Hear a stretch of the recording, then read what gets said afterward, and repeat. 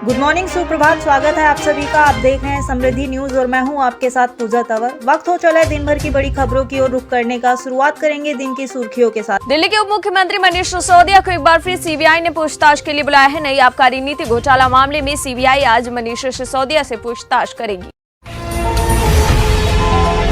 Adani group की मुश्किलें खत्म होती नजर नहीं आ रही। हिंडनबर्ग के बाद फोर्ब्स ने अपनी एक रिपोर्ट में गौतम अडानी के भाई विनोद अडानी पर बड़ा आरोप लगाया। रिपोर्ट में दावा किया गया है कि लोन के लिए ग्रुप के प्रमोटर की हिस्सेदारी को गिरवी रखा गया। अडानी मामले में प्रधानमंत्री के खिलाफ अमेरिकी निवेशक जॉर्ज सोरोस ने अपना बयान दिया था। इस बयान पर पलटवार करते हुए पूर्व वित्त मंत्री और कांग्रेस नेता पी चिदम्बरम ने कहा कि भारत सरकार इतनी कमजोर नहीं कि किसी के बयानबाजी से गिर जाए। उत्तर प्रदेश में स्कूल छोड़ने वाले बच्चों को लेकर चेतावनी प्रणाली लागू की जाएगी, जिसमें एक निर्धारित समय तक स्कूल न जाने या आने तक स्कूल में कम समय देने वाले बच्चों की जानकारी मिलेगी। पिछले दिनों धीरेन्द्र शास्त्री ने गजवाए हिंद को भगवाए हिंद बताया था। धीरेन्द्र शास्त्री के बयानों के बाद अब मुस्लिम धर्मगुरु उनके खिलाफ उतर आए हैं। बरेली के मौलाना शहाबुद्दीन ने मुसलमानों से अपील की है कि बागेश्वर बाबा से वो कोई वास्ता न रखें।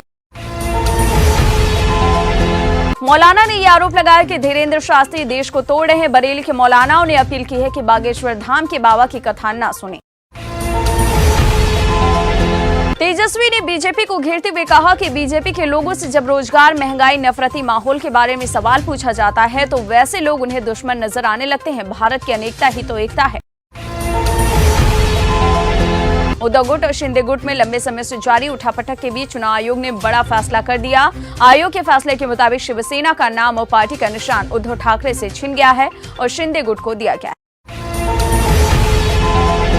उद्धव गुट के नेता और सांसद संजय राउत ने ट्वीट कर मामले पर प्रतिक्रिया दी और कहा, चुनाव आयोग जनता का विश्वास खो चुका है। आयोग ने इस फैसले से साफ कर दिया है कि बक्सों का कहां तक इस्तेमाल हुआ। देश तानाशाही की ओर बढ़ा है। गद्दार कह रहा था कि नतीजा हमारे पक्ष में होगा। एक चमत्कार हुआ, लड़ते रहो। आपको बता दें, चुनाव आयोग का यह फैसला उस वक्त आया जब महाराष्ट्र में बीएमसी चुनाव होना है। लिहाजा ये माना जा रहा है कि आयोग का ये फैसला उद्धव गुट के लिए एक झटका है। इलेक्शन कमीशन के फैसले के बाद सीएम शिंदे का पहला बयान भी आया। कहा, चुनाव आयोग का बहुत बहुत धन्यवाद। ये हिंदुत्व और सत्य की जीत।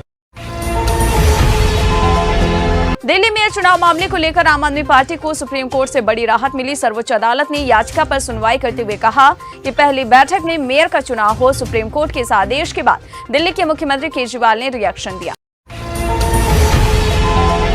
सुप्रीम कोर्ट के आदेश के बाद दिल्ली के सीएम केजरीवाल ने ट्वीट कर लिखा कि सुप्रीम कोर्ट का आदेश जनतंत्र की जीत है। सुप्रीम कोर्ट का बहुत बहुत शुक्रिया। अब 2.5 महीने बाद दिल्ली को नया मेयर मिलेगा।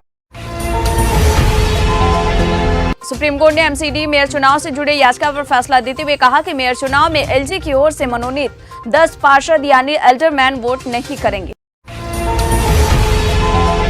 चुनाव आयोग ने एकनाथ शिंदे गुट को शिवसेना का नाम और चुनाव चिन्ह धनुष बाण देने का फैसला किया। जहां एक तरफ सीएम एकनाथ शिंदे ने इसे लोकतंत्र की जीत बताया तो संजय राउत ने इसे लोकतंत्र की हत्या करार दिया। मनसे अध्यक्ष राज ठाकरे ने बाला साहेब ठाकरे का एक ऑडियो शेयर किया, जिसमें वो कह रहे हैं कि पैसा गया तो फिर कमा लिया जाएगा, लेकिन नाम गया तो कभी वापस नहीं आएगा। अडानी हिंडनबर्ग केस में सुप्रीम कोर्ट में सुनवाई हुई। इस दौरान सॉलिसिटर जनरल द्वारा कमेटी के सदस्यों के नाम के सुझाव को सील बंद लिफाफा सौंपा गया, जिसे कोर्ट ने लेने से इनकार कर दिया। जगतगुरु शंकराचार्य स्वामी निश्चलानंद सरस्वती ने हाल ही में अपने कार्यक्रम के दौरान आरक्षण को लेकर कहा कि योग्य सबको बनाइए, लेकिन आरक्षण के नाम पर अयोग्य व्यक्ति पर योग्य पद पहुंचेगा तो देश का बंटवारा होगा या नहीं। भीम आर्मी चीफ चंद्रशेखर आजाद ने स्वामी निश्चलानंद सरस्वती द्वारा दिए गए इस बयान पर निशाना साधते हुए कहा कि जब तक शोषकों के जुल्मों के निशान मिट नहीं जाते तब तक कोई माई का लाल बाबा साहेब के संवैधानिक आरक्षण को खत्म नहीं कर सकता। समाजवादी पार्टी के नेता स्वामी प्रसाद मौर्य को लेकर विवाद थमता नजर नहीं आ रहा। हाल ही में स्वामी प्रसाद मौर्य ने रामचरितमानस में बयान देकर चर्चा में आ गए थे। इस बार फिर उन्होंने आरोप लगाया कि उनकी जान को खतरा है। उन्हें जान से मारने की धमकी लगातार मिल रही है। बिहार के मुख्यमंत्री नीतीश कुमार ने एक बार फिर से इशारों में भाजपा पर निशाना साधा। उन्होंने कहा, जो लोग देश को हिंदू राष्ट्र बनाने की चाह रख रहे हैं वो देश को बर्बाद करना चाह रहे हैं। जीतन राम मांझी ने इशारों में तेजस्वी पर तंज किया। उन्होंने कहा, मेरा बेटा अधिक शिक्षित है और मुख्यमंत्री उम्मीदवारों को भी पढ़ा सकता है। मांझी के इस बयान से राजनीतिक गलियारे में कई मायने निकाले जा रहे हैं। आरजेडी सुप्रीमो लालू प्रसाद यादव के बेटे और बिहार सरकार में मंत्री तेज प्रताप यादव ने बागेश्वर धाम सरकार को लेकर बयान दिया। भारत को हिंदू राष्ट्र बनाने का सपना कभी पूरा नहीं होगा। महागठबंधन और एनडीए की तरफ से 25 फरवरी को बिहार में रैली के जरिए शक्ति प्रदर्शन की तैयारी की जा रही है।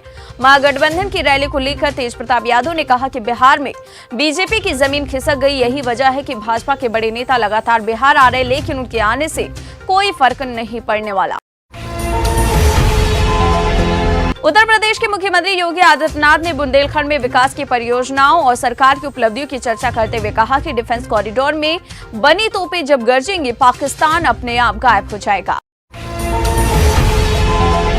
अडानी मुद्दे पर जांच के लिए संयुक्त संसदीय समिति बनाने से क्यों डर रही मोदी सरकार, कांग्रेस ने पूछा। आरोपी साहिल की मदद के आरोप में पिता समेत भाई और दोस्त गिरफ्तार, इनमें कांस्टेबल भी शामिल। बता दें, मामले में उसकी भूमिका की जांच चल रही है। योगी सरकार के मंत्री राकेश सचान के नाम पर 72 सरकारी प्लॉट। जब मामला सुर्खियों में आया तो मंत्री जी भूखंड वापस करने की बात कर रहे हैं। यूपी बीजेपी अध्यक्ष भूपेंद्र चौधरी ने कहा है कि पार्टी पूरी तरह से तैयार है, निकाय चुनाव की तैयारी में लगी है और प्रत्याशियों को लेकर चयन की प्रक्रिया कर ली जाएगी। कानपुर कांड पर यूपी सरकार में महिला कल्याण मंत्री प्रतिभा शुक्ला के पति व बीजेपी नेता अनिल शुक्ला वारसी ने एक बयान दिया। उन्होंने कहा, महिलाओं में आग लगाने की टेंडेंसी होती है। एरो इंडिया 2023 के आखिरी दिन हिंदुस्तान एरोनॉटिक्स लिमिटेड के स्वदेशी सुपरसोनिक एयरक्राफ्ट HLFT-42 एयरक्राफ्ट पर फिर से भगवान हनुमान की तस्वीर लौट आई है। गदा लिए तस्वीर में दिख रहे हैं पवन पुत्र हनुमान। केरला के मुख्यमंत्री पिनाराई विजयन ने आरएसएस के साथ बातचीत करने के लिए जमाते इस्लामी की आलोचना की। साथ ही उन्होंने स्पष्टीकरण की मांग की। उन्होंने कहा, जमाते इस्लामी नेतृत्व को स्पष्ट करना चाहिए कि आरएसएस के साथ क्या चर्चा हुई और बैठक किस संबंध में की गई थी। उड्डयन सेक्टर में नई नौकरियों के खुलेंगे अब बड़े अवसर। एयर इंडिया के 470 विमानों के लिए चाहिए 6500 पायलट। वहीं दूसरी तरफ एयरलाइनों की तरफ से जल्द ही 700 और नए विमानों के ऑर्डर दिए जाने के आसार। असदुद्दीन ओवैसी ने भिवानी कांड पर सवाल करते हुए कहा, मैं भाजपा सरकार और पीएम मोदी से पूछना चाहता हूं कि आप आरोपियों के खिलाफ कोई कार्रवाई करेंगे या नहीं। आगामी कर्नाटक विधानसभा चुनाव जीतने के लिए बीजेपी ने खास रणनीति बनाई है। बीजेपी कर्नाटक के 5 जिलों पर फोकस कर रही है। बीजेपी ने विधानसभा चुनाव के लिए नया लक्ष्य बनाया है। वरुण गांधी अपने संसदीय क्षेत्र पीलीभीत में एक बार फिर से एक्टिव हो गए हैं, जिससे साफ हो गया है कि वो इसी सीट से चुनाव लड़ेंगे। पृथ्वी शॉ केस में आरोपी सपना गिल को कोर्ट ने पुलिस कस्टडी में भेज दिया। 20 फरवरी तक सपना गिल पुलिस कस्टडी में रहेंगी। जॉर्ज सोरोस को जयशंकर की दो टूक। ऐसे लोग सोचते हैं कि चुनाव सिर्फ तभी अच्छे हैं जब उनके पसंद के लोग जीते। तुर्की सीरिया में 6 फरवरी को आए भूकंप से मरने वालों की संख्या 45,000 के पार। भूकंप के बाद हजारों की संख्या में लोग बेघर भी हो गए हैं। लोग अब ट्रेन, टेंट और ग्रीन हाउस के नीचे दिन गुजार रहे हैं। महाराष्ट्र के कोल्हापुर में 21 से 23 फरवरी तक कनेरी मठ में गधों की प्रदर्शनी आयोजित होने जा रही है। इस प्रदर्शनी के साथ ही सौंदर्य प्रतियोगिता का भी आयोजन किया जाएगा। इसमें इनाम 69 लाख रुपए का। 25 अप्रैल को सुबह 6:20 पर अब केदारनाथ के कपाट खुल जाएंगे।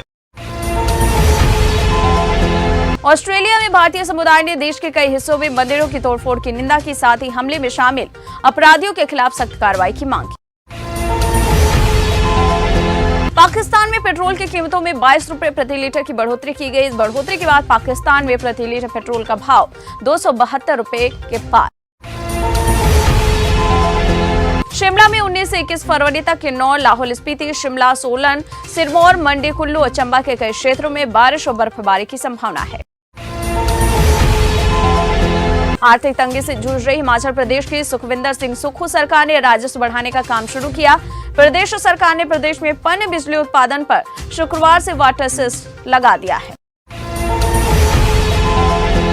चन्नी को सम्मानित करते समय उनकी पगड़ी के ऊपर हिमाचली टोपी पहना दी गई। इसका सोशल मीडिया पर तस्वीरें वायरल हो रही हैं। चन्नी की पगड़ी के ऊपर टोपी पहनने पर विवाद शुरू हो गया। फोटो वायरल होने पर माफी मांगी। राजस्थान में एक बार फिर से सत्तारूढ़ कांग्रेस में अंतरकला देखने को मिल रही है। राजस्थान में मुख्य सचेतक यानी चीफ विप पद से महेश जोशी ने इस्तीफा दे दिया। मुख्यमंत्री अशोक गहलोत खेमे के लिए इसे तगड़ा झटका माना जा रहा है। सीएम भूपेश बघेल बोले कि मिलेट्स को बढ़ावा देने के लिए स्कूलों में बच्चों के लिए मिड डे मील में मिलेट्स को शामिल किया जाना चाहिए। राजस्थान कर्मचारी चयन बोर्ड ने लेवल 1 और लेवल 2 कोई परीक्षाओं के लिए एडमिट कार्ड जारी कर दिया है। बता दें सभी अभ्यर्थी वेबसाइट पर जाकर अपने एडमिट कार्ड डाउनलोड कर सकते हैं। अमेरिका के शीर्ष सीनेटर चक शूमर ने बड़ा बयान दिया। उन्होंने कहा कि चीन को टक्कर देने के लिए अमेरिका और यूरोप को भारत जैसे देशों की जरूरत। और चर्चित वेब सीरीज में मिर्जापुर में गुड्डू भैया के ससुर का किरदार निभाकर सुर्खियों में आए अभिनेता शाहनवाज प्रधान का निधन हो गया। बता दें प्रधान का शुक्रवार की रात हार्ट अटैक के चलते निधन हो गया। वो 56 साल के थे। तो आज की बात बस यहीं तक। कल फिर होगी मुलाकात। जय हिंद, जय भारत।